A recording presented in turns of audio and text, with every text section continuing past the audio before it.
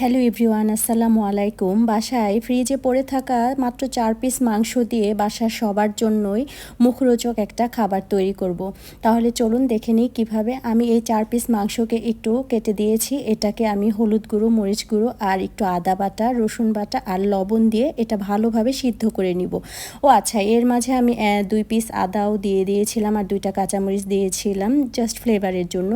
আর আদাটা আমি পরে বেটে দিয়ে দিব এটার সাথে। আর আমি কিভাবে এটা প্রসেস করি তাহলে আপনারা দেখেন। এটাকে আমি খুব ভালোভাবে কিন্তু ছেঁচে নিয়েছি, একদম মিহি মিহি করে। আমি একটু দেখিয়ে দিলাম, আমি পুরাটা আর ক্যামেরাতে শ্যুট করি নাই, কারণ হচ্ছে এটা অনেক বড় হয়ে যাবে। আর এখানে আমি পেঁয়াজ কুচি, রসুন কুচি, কাঁচামরিচ সব কিছুই কিন্তু আলাদাভাবে কেটে নিয়েছি। আর প্রথমে আমি ফ্রাই প্যানে কিন্তু পর্যাপ্ত পরিমাণে তেল দিয়ে তারপরে হচ্ছে পেঁয়াজ কুচিটা দিয়ে দিয়েছিলাম, জাস্ট একটু লবণ দিয়ে ওটাকে একটু ভেজে নিয়ে তারপর এখানে আমি সব মশলাগুলো কিন্তু একত্র করে রেখেছিলাম। এখানে আদা বাটা, রসুন বাটা, মরিচ গুঁড়ো, হলুদ গুঁড়ো, জিরা বাটা সব কিছুই ছিল। একটা মাংস রান্না করতে যা যা লাগে এখানে সব কিছুই ছিল।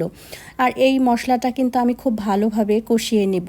আর এই ঝুরা মাংসটাও আমি রান্না করব যেহেতু, আর মাংসটা যেহেতু সিদ্ধ করা সেজন্য আমি খুব বেশি কিন্তু সময় নেব না। এখানেই আমি রসুন, তারপর পেঁয়াজ আর কাঁচামরিচটা একসাথে দিয়ে খুব ভালোভাবে কষিয়ে নিব।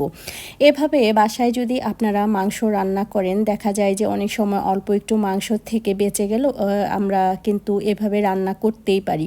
আর এটা দিয়ে কিন্তু সবারই বাসার খুব সুন্দরভাবেই খাওয়া হয়ে গিয়েছিল। আচ্ছা, এটা যেভাবে রান্না করেছিলাম এটা কিন্তু অনেকটা শুকনা যে শুটকি থাকে গরুর সেই রকমই হয়েছে। আর এটা আমি খুব ভালোভাবেই কষিয়ে নিব, কিন্তু এটাতে খুব বেশি পানি দেওয়া যাবে না, একদম অল্প পরিমাণে পানি দিয়েছি এবং এই পানিটুক দিয়েই কিন্তু আমি পুরাটা মাংস রান্না করে নিব। আর এভাবে যদি রসুন, পেঁয়াজ, কাঁচামরিচ দিয়ে ভুনা ভুনা করা হয় খেতে কিন্তু বেশ দারুণ লাগে। আর আমার মাংসটা কিন্তু দেখেন প্রায় হয়েই গিয়েছে। এটাকে আমি আরেকটু কষাবো, কারণ হচ্ছে এটা যত বেশি ভাজা ভাজা হবে, কষানো হবে, এটা কিন্তু খেতে তত বেশি মজা লাগে। নর্মাল গরুর মাংসের মতোই, কিন্তু এটা আমি প্রথমে ওই যে সিদ্ধ দিয়ে ছেঁচে নিয়েছিলাম। আমার মাংসটা কিন্তু হয়ে গিয়েছে, দেখেন কেমন হয়েছে।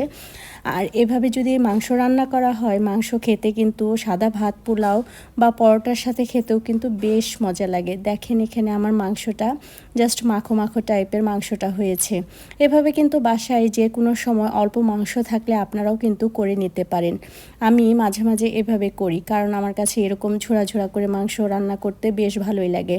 এই তো আমার মাংস রান্না কিন্তু শেষ এবং এই যে আমি সার্ভ করে আপনাদেরকে দেখিয়ে দিলাম।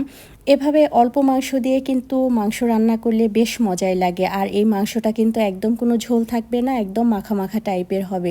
খেতে কিন্তু বেশ মজা হয়েছিল। এটা কিন্তু আপনারা যে কোনো সময় খুব অল্প টাইমেই করতে পারেন। আর কে কোথা থেকে দেখছেন অবশ্যই কমেন্ট করে জানাবেন। আজকের জন্য বাই, আল্লাহ হাফেজ।